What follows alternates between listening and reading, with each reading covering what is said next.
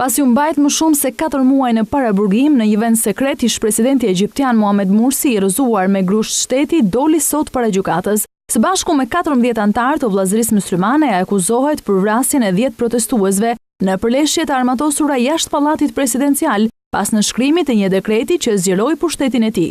Forcat e sigurisë janë në gatishmëri të lartë pasi përkrahasit e ish presidentit bën thirrje për protesta masive. Televizioni shtetëror raportoi se ai mbërriti me helikopter në ndërtesën e Akademisë Policore, që ndodhet një orë larg qendrës së Kairos. Të pandehurit e tjerë u sollën aty me makina të blinduara. Kjo është dalja e parë publike prej 3 korrikut kur u rrëzua nga pushteti. Gjyqi ishte planifikuar të zhvillohej në burgun Tora, në anën tjetër të Kairos, por kjo anullua për të shmangur protestat. Megjithse Mursi mori detyrën e presidentit pas zgjedhjeve demokratike gjatë 13 muajve në pushtet, ai pati përplasje me institucione të rëndësishme. Pas rrëzimit të tij, protesta masive u zhvillua nga përkrahasit, të cilët u shpërndan dhunshëm nga ushtria, duke çuar dhe në vdekjen e qindra personave. Qeveria e përkohshme e Egjiptit ka ndalur organizatën islamike dhe ka arrestuar 10 përfaqësues të saj.